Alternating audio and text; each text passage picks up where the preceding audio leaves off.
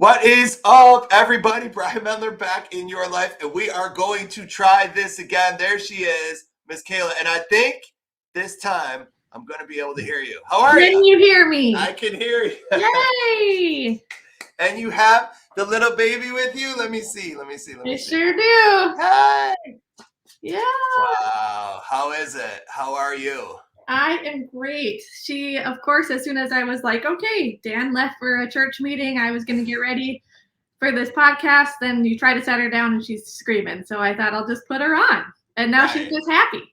And now she's just happy. So take me through the like the last month or so for you. Like, what's everything been like? Okay, so for those of you, I'm going to back up even a little bit. Oh, yeah, for go those far back. people who haven't been following along with our baby journey, my husband and I were trying to have a baby for 2 years, and we ended up going through 6 fertility treatments, and 6 failed, and then or 5 failed, and the 6th one worked. And so IVF, IUI, you name it, we tried it, and we got pregnant on our 2nd round of IVF with a successful transfer, which is just crazy. Actually, Dan and I were talking about this last week, that her embryo that was transferred to me was frozen. Like, she was frozen at one point, and now she's a baby here. It's crazy to me. Anyways, so she had a healthy pregnancy. I mean, I was still throwing up every day, but it's kind of like crazy when you go through IVF. You're just so thankful for every symptom because it means that you're still pregnant. And like that anxiety of will I get pregnant just transfers to like, will I stay pregnant? And so really a healthy pregnancy, I would say. And then, yeah, we were supposed to have her. We were supposed to be induced on December 19th. And there was like an influx of moms having babies at that time. So we got bumped to the 20th, and then we got bumped to the 21st. And so we went in the 21st. And honestly, the whole process was so easy. Like, I joke about how, like, we went there, they hooked up the Pitocin. I was bouncing on a ball watching Hallmark Christmas movies, like laughing, eating my Jell-O cup. Like, it was so easy until it wasn't. Like, we labored for 21 hours and we pushed for 2 hours, and we just weren't making progress. Like, we made a lot of progress, and then we found out that she was stuck. And so she wasn't going to be able to come out that way. So we had to do a emergency C-section, which honestly wasn't as bad as what I was thinking it was going to be. I think like the recovery was probably harder and still recovering, but we had a healthy baby girl, and she arrived at 2:53 a.m. after a whole day of laboring. And yeah, she didn't need to go to the NICU or anything, which was just a huge blessing after sort of that distressful, labor. So anyway, so we were in the hospital for a few days, 3 days, and it also happened to be right around Christmas and Advent season. And my husband's a pastor. Right. And so he actually, Christmas Eve is like his Super Bowl, Christmas Eve and, Easter Sunday. And so even before, like, our original due date was Christmas Day. And even before we knew we were going to have her, like the 22nd, 23rd, I told him, like, you are going in and you are preaching because this is like a big deal for you in our church. And the only way that I wouldn't want that is if, like, I'm literally in active labor, that I would want him there. So he actually left on Christmas Eve for part of the day to go preach and work. And we watched Daddy from the hospital room.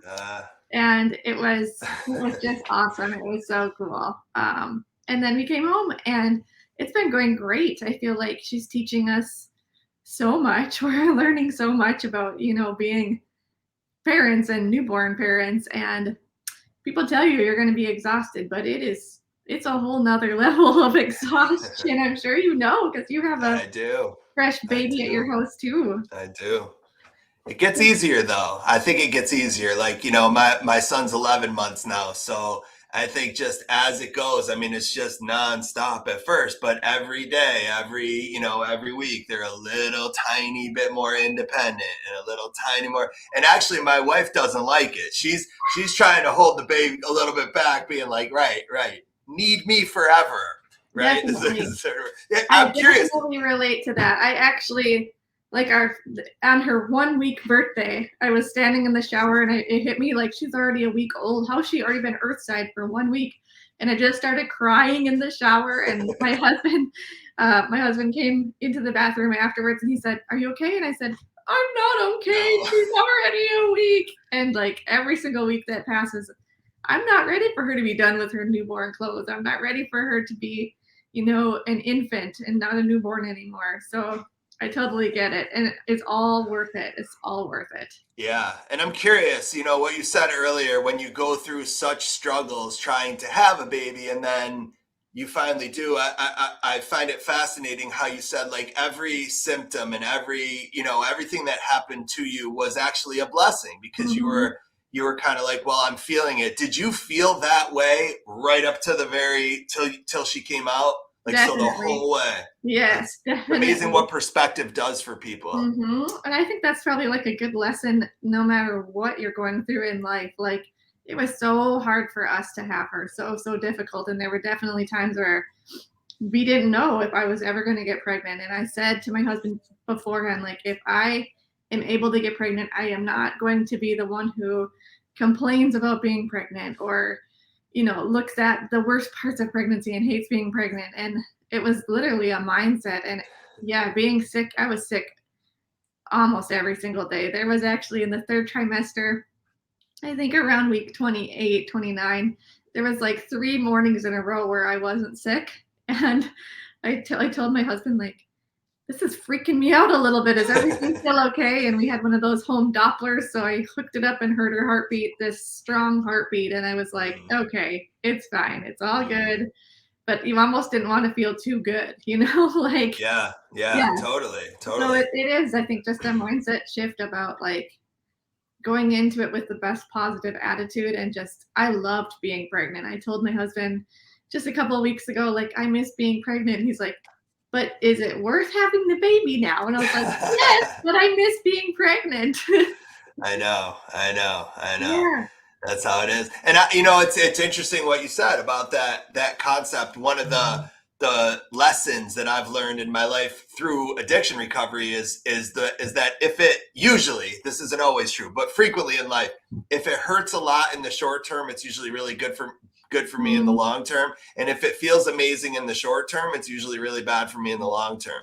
And a mhm, lot of times things that are painful or things that I go through in my life that are difficult, oftentimes when I look back, I'm like, you know what? It makes sense I went through that, or I needed to go through that, or that was a healthy thing for me to go through because it gave me perspective, or it got me to learn a situation. Did you feel any of that? oh, definitely. Like I knew that the outcome was going to be so great. Like, and so it was okay that it was hard. And it definitely was. I think like we doctored for so so so long at our reproductive clinic, and honestly, like all the appointments and the losses were just impossible. You've also been through some loss, Yep. and I would wish it upon nobody. It is the worst pain. It's awful, and you think like every single month it's like going through the grief cycle, like like bargaining and denial and like all of the steps, because you get your hope up every single month that this is going to be the month that you finally take a pregnancy test, it's positive, and then you see that it's not, and you're just crying on the bathroom floor. I can't even tell you how many times I just Mm-hmm. was a mess on the bathroom floor. And then you just pick yourself up and you go teach kindergarten or you go teach school because that's what Right. you That's do. what you do. And in actuality, I think that was like such a moving to kindergarten 2 years ago was like the best possible move that I could have done going through all of this treatment, because there is not a happier place to go in the world than a kindergarten room. Hmm. No matter what I had going on at home, no matter if I just had a negative test, I could go home or I could go to school, sorry, and just be surrounded with kids who Huh. loved me and joy for learning. And yeah, it's no accident that I ended up in kindergarten 2 years Interesting. ago. Interesting. So what specifically? Like can you give me some specifics? Like some specific things where you kind of had a moment and then you went into your class and the outpouring and love and support just picked you up. What did they Mhm. do? Definitely. So I'm thinking about like when we were actually going through our treatments. So we tried to get pregnant for a long time before we finally got, outsourced to a specialist. And so I think like getting my hopes up was just in part because our results were so good every month. Like I would respond great to the medicine. Um, and everything looked like better than it even could look, like amazing results at every appointment. And the doctor, I remember at one specific appointment, I think like we had like a chance to actually have quads or triplets because my numbers were so good and my husband's numbers were so good. And I remember the doctor looking at me and he said, well, this could be trouble. And I was like, what do you mean this could be trouble? Like that is like probably the worst thing that you could tell a pregnant lady who's You think? about to have an IUI procedure. I was like, what do you mean this could be trouble? He's like, well, I just hope you have a house with a lot of bedrooms because you could have quads. You could have quads in this pregnancy, like, or you could have triplets. And I was like, bring it on! Like, we just Right. wanted any kind of But pregnancy. I hate that. I hate that he would assume that would be a bad thing. Also You know true. what I mean? Right. Also true. Yes. So we ended up, I was thinking like he also said like at one point, you should be a shoe-in for this. Like, for sure, you guys are going to get pregnant on this. And Oh, so, I I don't mean, like that. you just get your hopes up so high, right? Like even the doctor saying everything looks like we should get it right away. And so, yeah, I think that was definitely hard. That was probably one of the hardest ones because everything looked so great. We thought we were going to get pregnant. Like it's actually a trip where it was right before COVID really hit the United States. And I was actually speaking at a conference in Seattle.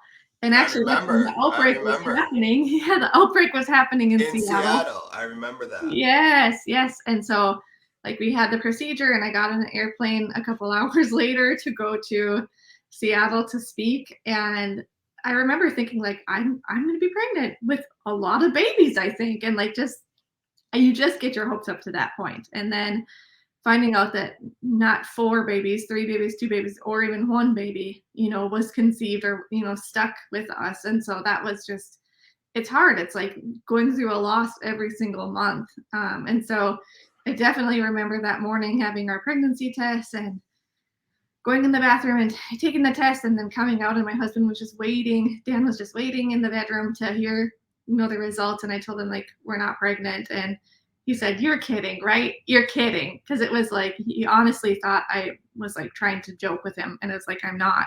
And we both just cried for a long time before I finally was like, okay, I've got to go to school. And so I just pulled myself together enough to drive to work. And as soon as you get to that front door of your classroom, like for me, this is what happens every single day, which brings me the most joy, is like being at the classroom door and saying good morning to my kids and their names and getting huge hugs.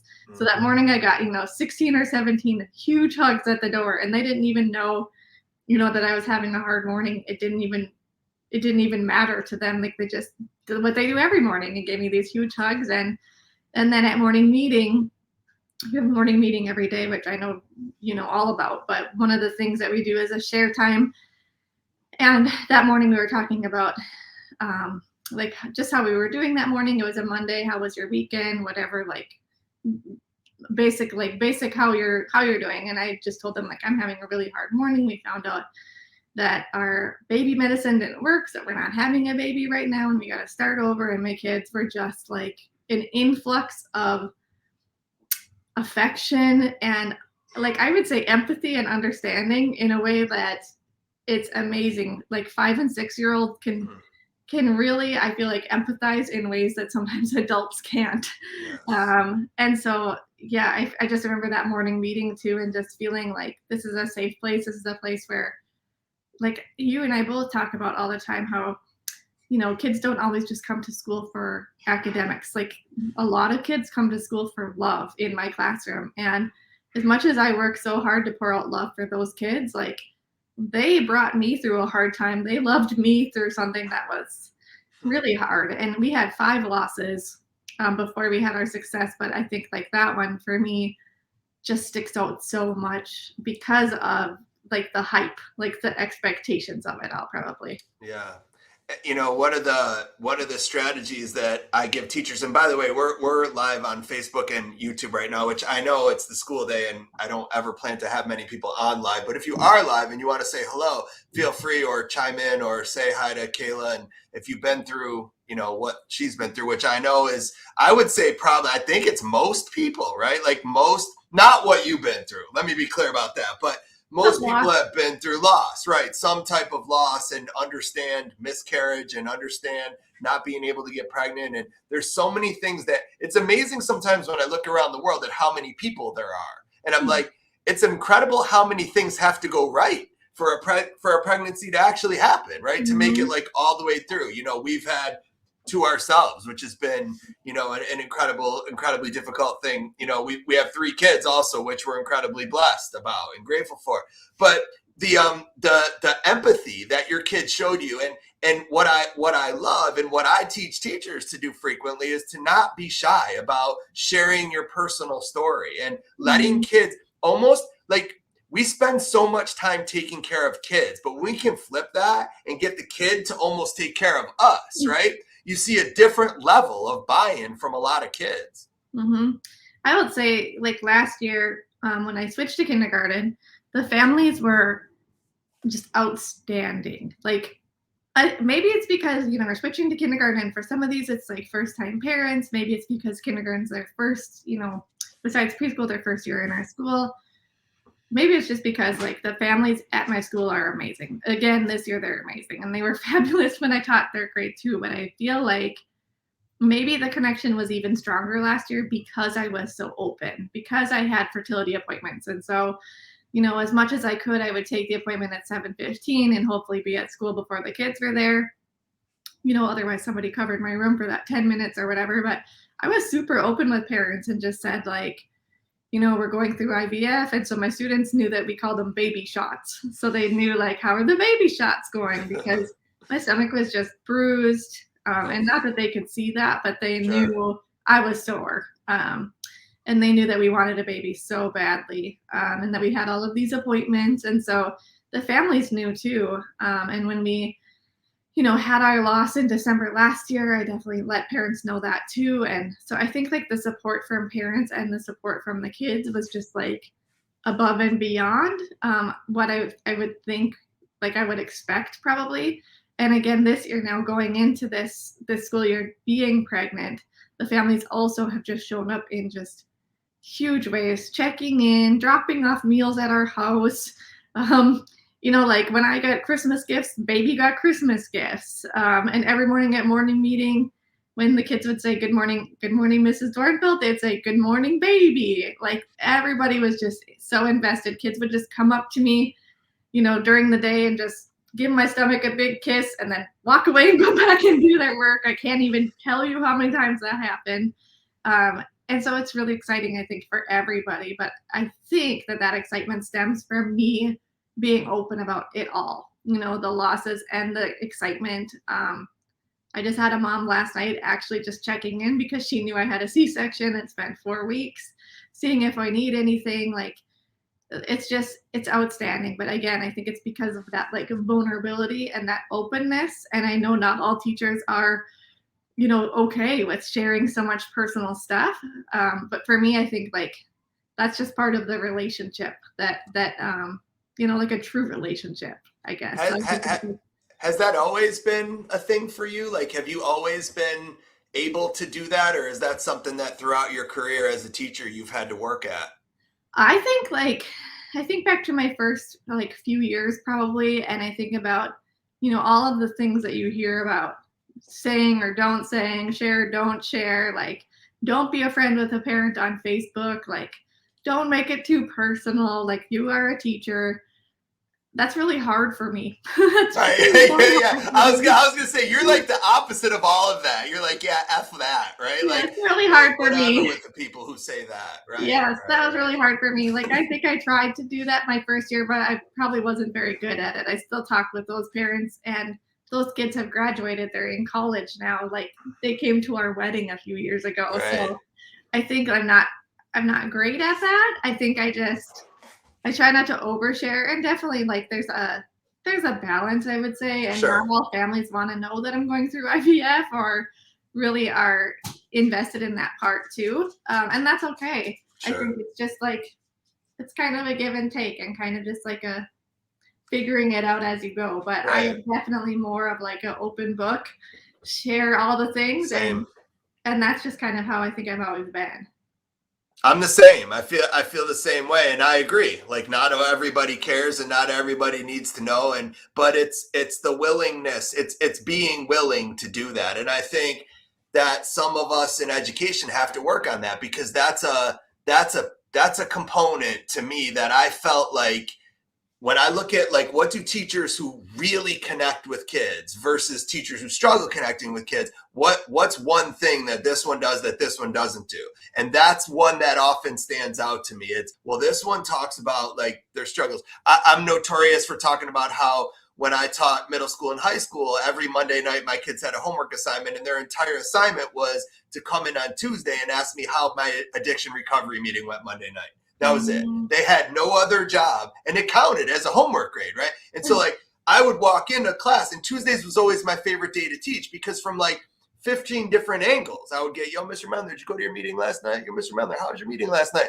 Hey, Mr. Mellor, how many people were at your meeting last night? Mr. Mellor, did you stay for your whole meeting last night? Hey, Mr. Mellor, anything that you learned at your meeting that you could teach us? And the thing is, there was never a meeting that I would go to where there weren't things that I could pick, where I picked up, where I was like, actually, yeah, like I can teach you. We talked last night about this thing called the windshield, which is a reminder that in life you have to go forward, right? Now, the truth is you want to glance back where you came from, glance. That's why they have rear view mirrors in cars for glancing, right? But if you ever drive in a car and you stare in a rear view mirror, bam, you're going to crash every single time. And a lot of times in addiction, people relapse because they're staring at the past, at people that they hurt, at people that they did inappropriate things to, or money that they lost, or items that they stole from someone. And they get so caught up staring at the past that they're not able to go forward. And I think that's a great line for kids. Like sometimes it's nice when a kid is like staring at something their parents did, or something that somebody said about them on the computer, something somebody said in the lunchroom, or something that happened on the bus, to have a little phrase where you can look at a kid and be like, hey, the windshield. Come on, you got to go this way. But more importantly, it was that whole concept of, wait, you're in addiction recovery? And then it was always, every time it would be, Mr. Mellor, can I talk to you for a second? Yeah, what's up? My grandma, man, she's a mess. You think you could help her? My uncle, my cousin, right? Like the level of opening up that the kids would do to me, right? Once I created the environment where vulnerability was good, right? It's sort of like the leader of the room. I'm going to create this environment where vulnerability is good. We're going to do it. We're going to see how it connects us. And once I'm willing to do that, whoa, it's crazy what you see happen with a lot of kids. Mm-hmm. I 100% agree. It actually reminds me of when I was teaching second grade. Again, like the morning meetings, like I just keep going back to that, but I think it's so critical. Like there's, 4 steps. The first is greeting. So every single person gets greeted. Every single person gets eye contact. Every single person gets their name said that day. It's just like a recognition even that they are here. Like that happens every single morning. And then the share time, like at the beginning of the year, I definitely tell kids like today you're sharing and it's like very low risk, like your favorite food or your favorite color. And then like as the year goes on, we'll just do like an open share. And if it's like sometimes I'll have kids come up and sign up to share and they tell me like they run it by me, what is it that they are going to, share ahead of time to just make sure it's appropriate for the whole class to hear. Because kids share. Yes. Or what's your favorite? Have you ever had one? I'm just curious. Like, have you ever had one where you're like, oh what? That was so great for you to tell. You know who I love? I love on Instagram, Mr. D's Times, because that's what he does. Right? His whole Instagram is just like the things kindergartners would say to you, Unprompted, yes. With facial expressions behind it. He's hilarious. Oh, definitely. Like I try to write down all like funny things that happen every single day just so I can remember them. Like, yeah, his is like unprompted things my kindergartner said this week. And they're just so true. It's so hilarious. Like I can think of probably like one of the most meaningful was actually Yep, when I taught second grade and we were just doing a share time, he had signed up to share. And actually, his parents had told him the night before that they were going to get divorced. And so he Oh, came the next morning and it was probably December in our classroom by then. And so, like, we had really established, like, just that safe classroom and, like, everybody can share anything and, like, such support and love. Like, that's exactly what I tried to do in my classroom is just normalize being okay with loving each other, make that the norm, right? And so I think about him telling us at morning meeting that next, that day after his parents told him, and him being, 7 or 8 years old, and telling his class, like, it was so hard for him to even get started. And then he told them, like, I just wanted to let everybody know, like, if you see like I'm just kind of down today, or if I'm quiet, or if I just don't start crying, it's because my parents told us last night that they're getting a divorce. And I know that there's some other kids in here who also have parents who have gone through that. And so I just wanted to share it and just maybe, hear from you what happened with you. And so, like, it just became this whole, like, community rallying around him. Even kids who didn't come from a home where parents were divorced were so supportive, because again, the empathy piece, when you allow kids to be vulnerable and you just make that the norm, that we're going to just lift each other up and love each other through things, like, that's to me when, like, the coolest stuff happens in education. It's like, it's all that, like, social, emotional vulnerability, connecting piece. Like, don't get me wrong, I definitely cry when my kindergartners start reading, or, like, they know how to do sight words now. Like, that makes me cry because I'm so excited for them. Like, the academics of what happens in kindergarten is amazing every day. Like, it's crazy growth every day, and it makes me so excited, and it makes me tear up. But I think for me, like, the progress of developing humans emotionally and socially is, like, it's the best. totally agree. And you're as good at it as it gets. For those people that are listening that don't know, Kayla is I think the only educator that I know who invited her entire class and previous classes to her wedding.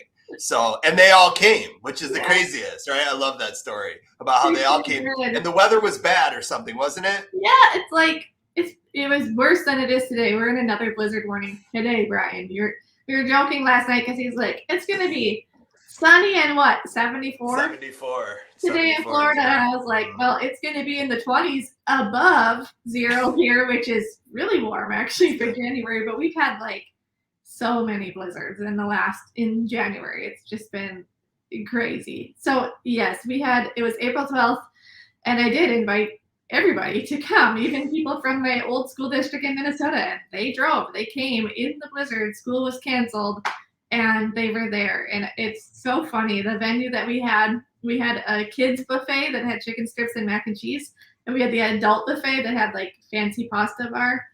And the people who work at the venue said we have never had this many kids ever, because there was just so many kids. And how many kids were there? Oh my gosh, over 100 for sure. Over 100 kids. I'll have to look at we have an awesome picture. It was our first dance, and we are in the middle of, like, the spotlight, and all of our students are in circles around us, like, that runs deep, trying to watch us have our first dance. It was so cool. So I would do it again and again. I mean, of course. Let's renew our vows and invite everybody again. Have your students from this year met the baby yet? They haven't, only through pictures. With all of the craziness of our numbers in North Dakota are for COVID insane right now. Like, the numbers everywhere are insane. Yeah. That's why we need to just stop counting them and move on with our lives. Yeah. Everyone needs to just move on with their life at this point. It's to the point where it's everywhere. It's like that. At least from what I'm hearing.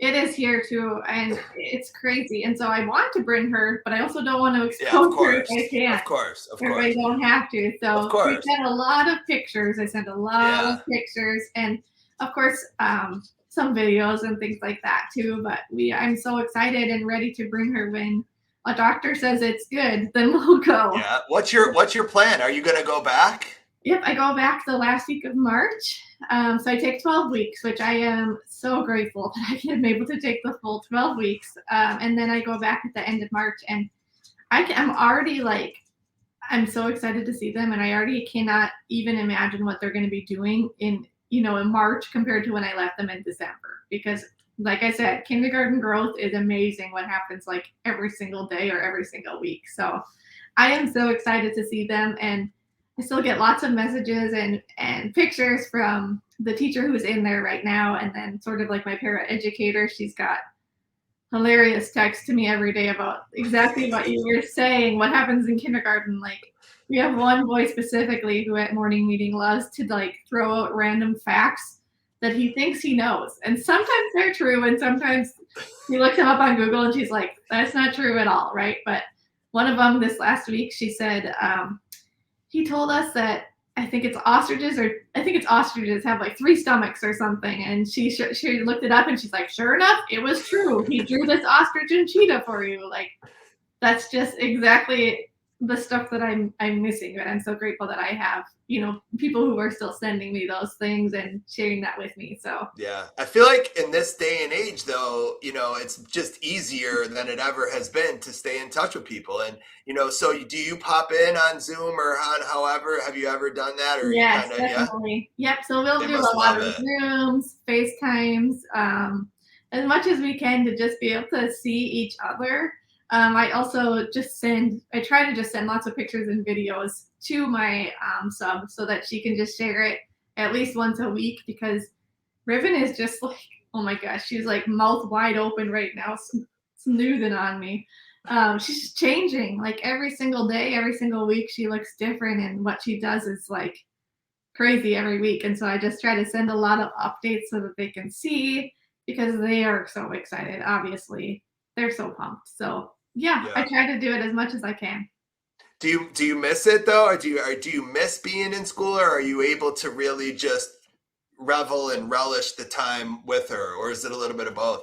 A little of both. I would love to say I have the perfect balance, but I don't. Like, there are definitely, like, just thinking about things coming up, like Valentine's Day is coming up, and that's like my favorite holiday. And so all the stuff that I do with that, and like the wedding celebration of the letter Q and U, and like that, I'm gonna miss that, like I'm gonna miss that this year. But also, my job right now in this role right now, what I'm being called to do is to be home with her, and just I'm just soaking it up. So, not to say that I don't miss it, because I do, and there's still definitely times of day where I think like, okay, it's 11:41 right now. My kids are getting done with lunch. So hopefully they're getting all their winter gear on, like, and then I start thinking about that, and I think they've got it handled. They got it. Me thinking about it isn't helping. So I just gotta like, let go of that and just focus on being in the present. And so that's something I try to redirect myself when I start, thinking about it too much. So I am just so grateful for that I can be home with her and, No question. soaking up all of it. So My wife was saying before I came on with you that she said she's not going to want to go back. And I said, no, I don't know. I said, Kayla's this person who just, you're different. Like you bring this incredible energy. And my wife was like, no, but you don't understand. Like, once you have your baby all the time, you want to be with your baby all the time. And I was like, I don't know, how that is. I was curious though to ask you, you're a very spiritual person. Your husband obviously is a pastor. And I know, like, I follow you closely on social media, and I know what you post and how you post it. I'm curious though, like, was there ever any times where your faith was shaken through the process, where oh, you really were tested? And what about your husband's, because he lives that world, that's his world that he's in every day? Was there yeah. any time where he was just like, what the f do I have to do in order to make this happen? Like, where you were down and depressed and sad, Mhm. did that ever happen with you, really? So for him, no, but for me, Interesting. definitely. Like last December, after we found out like our one embryo that we were supposed to have, our little girl last Christmas, it wasn't viable. I wasn't going to be able to carry her to a full term, so it's just we lost that baby, and that was so hard for me. And oh my gosh, I was so depressed. Like, it was our Christmas break. I was in bed. I was just crying. I wasn't eating. I was like so sick, like the worst depression that I have had. Wow. And I have been trying to talk about that more, because loss and, infertility and miscarriages and all of that is not talked about as much as it should, I would say. And like just normalizing that, I think kind of along with mental health, like normalizing talking about anxiety and things like that. And so I definitely last Christmas was just like an all-time low in my faith, like trying to talk myself, like my three mantras are like God is good to me, God's good at being God. Like repeating those things to myself. Like, but it felt like I was being punished. And I was so sad and just like distraught that my body, like as a woman, your one thing your body's supposed to be able to do is like have another baby or Yeah. like conceive a baby, and I couldn't. And so I definitely just felt like broken and like left Right. out. And definitely I would say like that was probably my hardest point in my entire faith was like this is the wish of my heart. Like this is what I've been praying for. This is like we've gone to all the appointments, we're doing all the things that I think we're supposed to be doing and it's not working. And you do feel like I'm being punished. Like I failed some kind of test and I just need to figure out what I need to do better. And it took a long time to like dig myself out of that. And I would say we went back on December 31st, about 5 days later, because our doctor wanted to see us for like a follow up. So we went in, and the doctor said, like, we still think that you're a great candidate for IVF. And I basically, like, I sat there, I was a shell of myself. My husband was like way more open and probably a much better listener than I was at that appointment. I was just still so distraught, I would say. And, you know, she said, we still think that you can do this. We still think you're able to have a baby. Like we don't know why this isn't working. This is why you're unexplained infertility, which by the way is like the most aggravating label that you can have is like, this isn't working, but we don't know why. Is that what your infertility is? It's Yep. unexplained. They like literally look at you and they're like, "We have no idea Yeah. why you're not getting pregnant." No, it's unexplained because on Oh my both god. sides we should be pregnant. And so I remember looking at them and saying, like, if we're doing this again, we're doing something different because it reminds me of school. Like if you have a Yeah. student who's you're doing this like this whole intervention with them and it didn't work, you're not just going to do the same intervention again and hope that this time it works. Like you're going to change something to hopefully help this child learn. And so I said that to her, and so we changed the medication. And um, goodness, I read this book. Like I binge read this book at like 11 p.m. till 5 a.m. on a weekend called It Starts with the Egg, and learned about all these supplements and things that I could take. And so we did some different things the second round, and had, you know, much better success that second round. But after all of that, I think like a lot of faith is if you're not doubting, you're also not having faith. That's you can't have faith without having doubts at some point. Like Mm, if you didn't have doubts, you would have no reason to have faith because you mm, would be thinking that you're in right. control of everything. So faith really is like being able to recognize that you can't do it and that you're not in charge. And I think like without the doubt, you don't have the faith. And so I definitely doubted for a long time after that fifth cycle that didn't work. And knowing that like that little girl that we were supposed to carry is just it wouldn't work. She wouldn't make it. Probably make it even past 8 weeks. So that was just it was hard. But I definitely wavered for sure. Yeah. My husband, he didn't. Like you said though, that's his job. But He's a still, pastor. still. I mean, I can't imagine how challenging just internally there had to be. I don't know. Like, I'd like to ask him that because I get it. I get it that he didn't waver outwardly, but I Yeah, wonder internally if there was any point where he just, shook his head and was like, what do I, and more for you than for him, more yeah, for you, because it's so crazy to me how I feel like in my life, everybody that I know there's a few people that I know, Emily Pascal. So I don't know if you know Emily Pascal. So Emily was on my podcast. She talked openly about her struggles getting pregnant and how she was not able to get pregnant. And same thing you said, right? Feeling left out and feeling like I'm a woman and this is what I'm supposed to be able to do in my life. And the struggles. And I feel like for some reason there are some people in the world who are the best human beings, right? They have the greatest hearts. Like Emily Pascal should be able to have 15 kids. Like she's one of, I don't know if you ever had any time to talk to her, but she's one of the most kind, compassionate, caring. She reminds me of you, like the same kind of human being that you are, right? The kind that I would leave my child alone with in a heartbeat, right? Having met you in for 5 minutes. Like there's certain times you meet a person and you're just like, right? They've got like this energy and this spirit, and for whatever the reason is, right? Like why those people? Like why do I know some people who shouldn't be allowed to have any kids and they have 5, right? And then other people are struggling to have 1, and there's no rhyme or reason for it in the world. There's no rhyme or reason. And I just love what you said so much about faith, right? Like or about you, like if you don't say it again, because you said it so beautifully. Well, I just think like you can't have faith without doubt. Without doubt, correct. Yeah, because you have to be able to rely on something outside yourself. That's what faith is, like so that you're not in charge of everything. And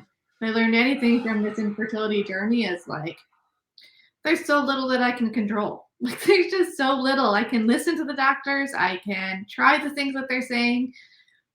That doesn't guarantee that we're going to get pregnant. Even when the doctor's saying like, you're a shoo-in. I hope you have a lot of babies. It makes me so upset. Like, so I don't believe in stuff like that because I'm superstitious. I'm ultimate. Like I played sports and stuff, and like you just don't like. There's certain things you don't say out loud. You know what I'm saying? Now, yeah.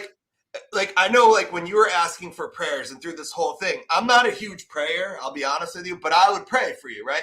And what I would say to whoever I was praying to, because I'm not always sure, is I would say, give her 2. Right? Like give her 2. Like if you could somehow give her 2, give her 2. Like she's one who should get 2. Right? but for the doctor to imply that would be a bad thing, I was praying for that for you. We actually did request transferring 2. And they said no for my body and no for the health of the baby. So sometimes I do transfer more than 1, and I tried, but they said no. And now having 1, I don't know how I would do 2. I'm sure we would do 2, but I don't know how I would do 2. I know. There's a kid in my daughter's class. So my daughter's in 2nd grade, and there's a kid in my daughter's class. So I was talking to the mom. It was at pickup. I was talking to the mom, and I was like, oh, I didn't know her at all. So I'm like, oh, how many kids do you have? And she was like, oh, I have 6. And I said, what? And she said, I have 6. And I said, you have 6 kids? And she said, yeah, I have 6. And I said, oh, and she said, you haven't heard about the triplets? And I said, no. And she said, and there's a set of triplets in the 2nd grade class. And she's the mom of the triplets. And she has 3 older kids. And so they had 3 kids. They were done. She was telling me this whole story. They were done at 3. And she said, we had an oops, and the oops turned into triplets. And she's like, now I have 6. And she drives this like massive van around. It's absolute insanity. I know. Like, can you imagine that? Like I say that to my wife. I'm like, imagine having 3 waking up throughout the night. Like, yeah. How do you even live? She's like, and I asked her, she's like, you just do it. I'm sure you just do it. Yeah. She's like, you don't have to say. That's what people say too. Like you just have twins, and that's what you expect, and that's what you know. And I'm sure it would just be such a huge blessing too to be able to have twins. And actually, there was a point there where, like, I think I've shown you probably our embryo, and I know I've posted pictures of our embryo, but like, she was already breaking, like blasting out. They call it like a blast. So she could have actually split into 2 after the transfer, and so there was a chance she would end up, as twins. And gosh, I started showing with my pregnancy at like 5 weeks, 6 weeks, and I know. And my numbers were so, like my beta test was so high. And so we were looking up like the numbers for if you were having twins, because for a while there, we thought we were having twins. And then on our first ultrasound, it was just showing the one, the one baby, the one sac. And I remember asking him like, are you sure? Can you just double check his back? Because I feel like there might be more than one here. And he's like, no, there's only one. But we will take one very healthy, happy baby. Yes, for sure. How are the? I apologize, I forget their names. Your bonus kids. You call them your bonus kids. How's that been? They are so in love with her. Like it has been awesome. I think the ages of them is perfect. Svea is 11, and so she's almost like babysitting age. So she's just obsessed. even if I'm just, sitting on the floor and I'm nursing or something, and then I need to like hand her over to Dan, she's like, I'll do it. Can I do it for you? Like, she just wants to help with all of the things, the bath time, the diapers, even. Like, she wants to learn all of it. She just made her first noise. I was going to say, she can't always be this quiet. She's not. She's waking up. And Kieran, he is a 9-year-old boy, and his energy level is like 1,000 all of the time. Kind of as I would guess that you probably were as a kid. Yeah. He wakes up ready to karate kick and like somersault across the house. He just has so much energy, and he also has just been outstanding with her. Like he holds her and says like, "You're the most beautiful girl in the world." Wow. He comes by and gives her drive-by kisses on the head. Like, it's been better than I could have even hoped for or prayed for with them, and the adjustment of all of that, because that is definitely something Dan and I thought about. Like, they're going from being having all of our time and having all of our attention to like a newborn baby who needs a lot of time and a lot of attention. And so I know you and I have also talked about, love languages, and like Kieran's love language is quality time. So as much as I can do just quality time with him, especially like playing games, or he loves to draw, or listening when he wants to tell me about every Monsters Legend monster that there is, like giving him quality time has been amped up as much as we can. And Dan and I kind of divide and conquer that. And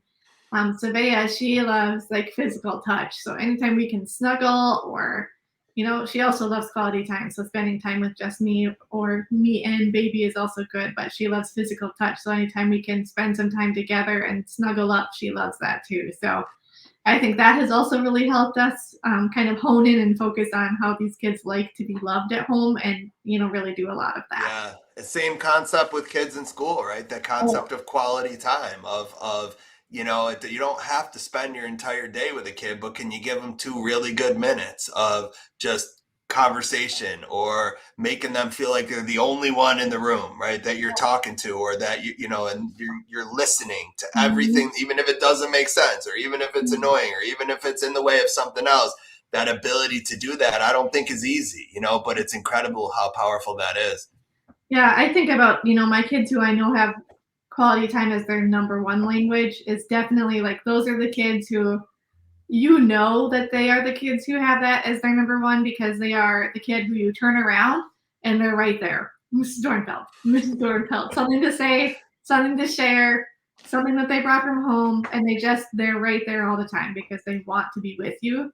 Those are the kids that I try to do a lot of, like, at recess time when I'm on duty, like play with those kids, or when I have a free lunch, have them come in for a lunch date and just sit and spend the 15 minutes with just them, listening to all the things that they want to say.